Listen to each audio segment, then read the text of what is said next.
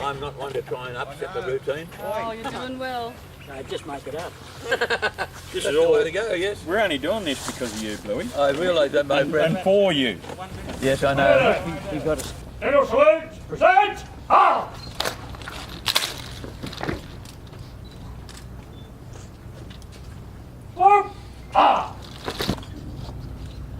Gentlemen, thank you very much indeed for this wonderful salute to me. I do appreciate that. It's wonderful. Pledge is all ours, sir. We'll- Order! Ah! Hey! Thank you to the Australian Armed Forces Reenactment Heritage Unit. My name is Peter Hay from National Parks and Wildlife Service. I'd like to now call on Mr. Laurie Bimson, Guringai Elder, who will provide us with a smoking ceremony. Get it. Hey, hunt! Good morning, everybody. I'd like to welcome you all to Guringai country, land of my ancestors. I pay respects to my ancestors and my elders, past and present, and all Aboriginal people living and visiting my country. And have a great day. It's going to be a beautiful spot, this very powerful spot here. And we thank the Army for looking after it for us in the Second World War. Have a great day and welcome to my country. Thanks, Laurie. Thanks for welcoming us all to Guringai country. And thanks, Gavin, so much for setting the context of gratitude, which is really what this is all about. A gratitude to those who have served us and our nation during time of war and national emergency, but also, more specifically now, an opportunity for me to say on behalf of the New South Wales Government and also the local community to say thank you to those people who have got behind this project and have made it possible. Because a few years ago, I think no one would have thought that it would have been possible to provide access back to these forts that provide such an important link to our past and paint so much of the layers, the patina, the layers of history that add that extraordinary patina to this location. Mark Twain once said that of Australian history, he said, it reads like the most impossible lies, yet they are all true. And this site is really a microcosm of exactly that point. Just on one side of us here, down at the Red Hand Caves, is one of the sites of first contact between the Guringai people and the first British settlers back in March 1788. And just below us here was a site that was right on the front line of the defence of Australia during the Second World War. There are so many layers of history here. Not only is it one of the most on the tip of one of the most biodiverse spots anywhere in the world, not only is it a place with some of the most extraordinary range of Indigenous heritage anywhere in the world, not only is it the only place I'm aware of where 5 bodies of water meet in the one location, it is an extraordinary place, and this is an extraordinary opportunity to provide access to all of these stories which help to define us as a people. This project is really important, and I want to particularly thank the triumvirate of midwives who really brought this project into being. To start that, I'd actually like to start with Jim Mackin, whose book about Pittwater War first excited Peter Ray in terms of the history of this site and led to the impetus to create the models and led to the impetus to really open this site up. So I wanted to thank Jim, who is in so many ways telling so many of the stories of Pittwater, some of the forgotten stories of Pittwater, and has been so important in shining a light on these stories. To Peter and his team, thank you so much for the work that you have done, the extraordinary work you have done to make this place legible.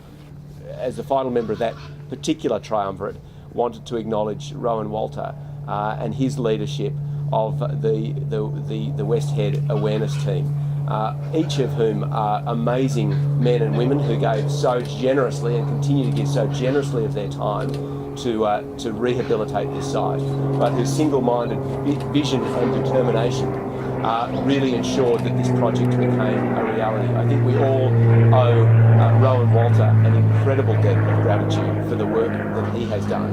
Rowan, on behalf of all of us, we are so grateful for the vision and work you have put in. I also wanted to acknowledge all of the great staff from the National Parks and Wildlife Service. They are an incredible team. One person I'd particularly like to acknowledge is Natasha Funk, being so pivotal to making sure all of this happens. Natasha, we all owe you a great deal, so thank you very, very much. My final word is really, I suppose, to say thank you to Bluey. Bluey, it is so important for all of us that you are here today.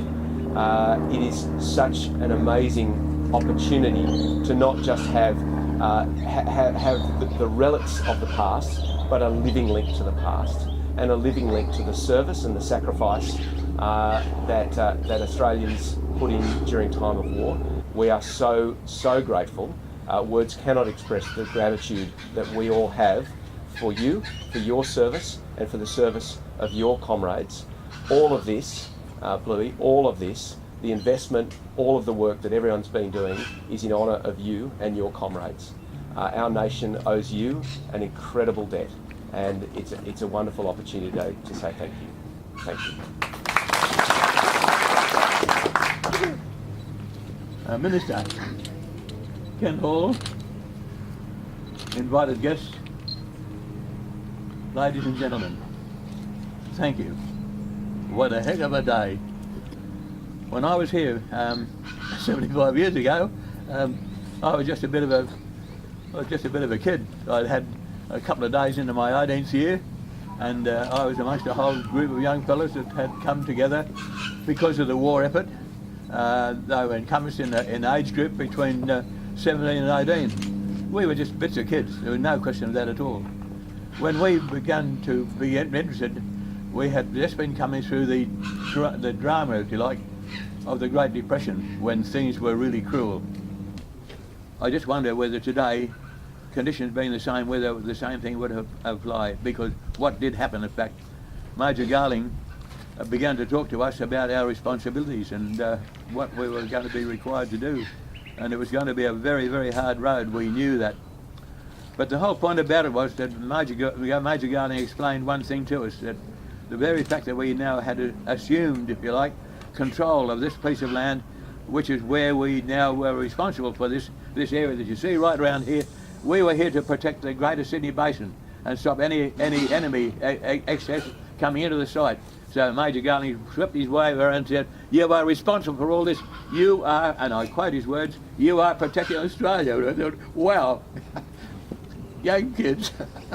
You know, I laugh about it because we were babies really, and we've been given an enormous amount of responsibility in the fact that we were now defending Australia.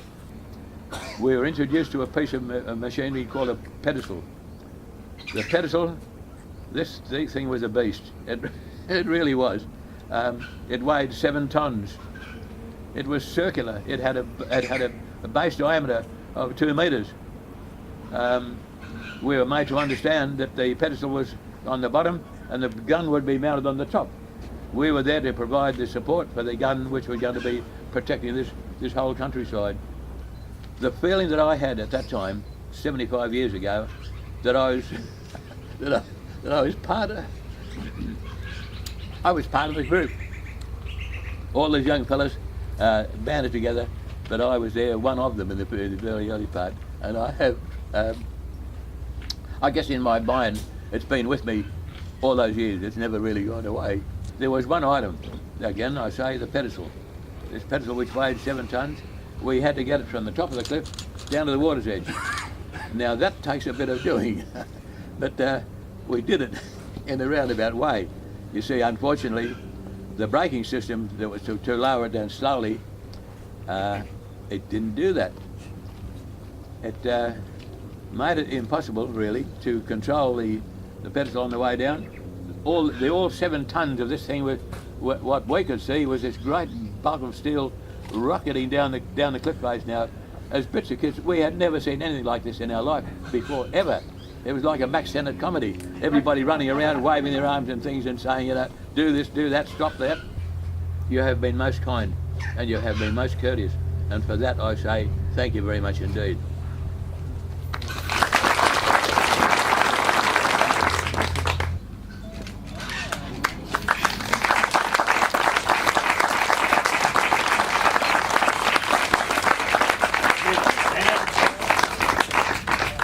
So basically what we have here is the two 4.7 inch gun positions, the place for the battery observation post, the old picket hut's no longer there, the entrance to the magazine. A weight would go on the load trolley. We had a 3.5 tonne block of concrete. We know that thanks to Bluey. And when the brakes were released, this would happen, and the load would descend, adjusted by brake pads, hardwood brake pads at the top. Once it reached the bottom, the load would be unloaded, and the trolley would then come back up to the top again. So that was basically the layout of the site. So the next step was, then we had this, work with a little electric motor, was to actually build a model that would work as the real one did via a weight and counterweight system. And so this was the next project that we worked on. A 3.5 tonne block of concrete, the all important little pulley on the end here. That was what Dick Ray helped us come up with, and that's what gave us a 2-to-1 gear ratio, which meant that one track only had to be half the length of the other. I've got here a bit of a model that I built of the dreaded pedestal that, that Bluey talked about. So it was quite simple. The load will be placed onto the load trolley. We had hardwood brake pads at the top here. I'm just using my fingers like they would be, and the load would take the weight of the load would take it down to the bottom. At the bottom, the load would be transferred to the horizontal railway, and the weight of the counterweight would bring the whole thing back up to the top again.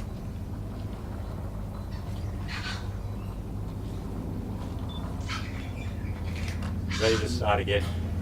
Simple stuff, but man, it took quite a bit of working out for a number of people, that's for sure, and Bluey's excellent memory of how things looked 75 years ago as well. So there's our models. We now have a great model of the way the area looked, and also an idea of how that railway worked, the unique railway in Australia. Thank you.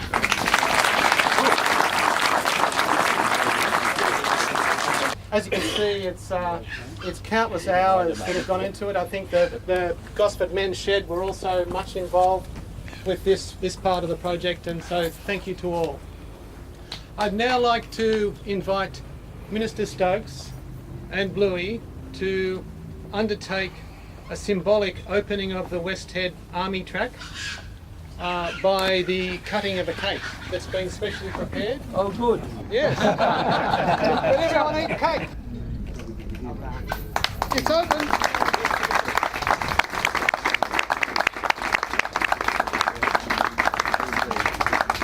There's a person I want to thank in particular who typifies all the qualities that we expect out of our officers and then up the forward.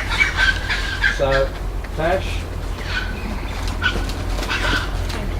for you. Thank you very much. You're one of our living treasures.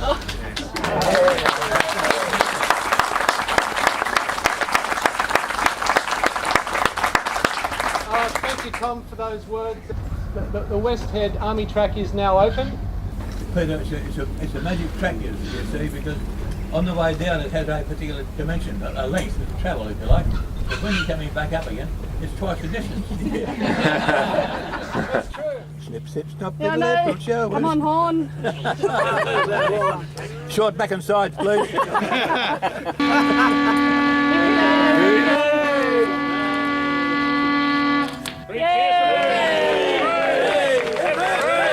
Thank you very much indeed, ladies and gentlemen. You've been absolutely blooming wonderful.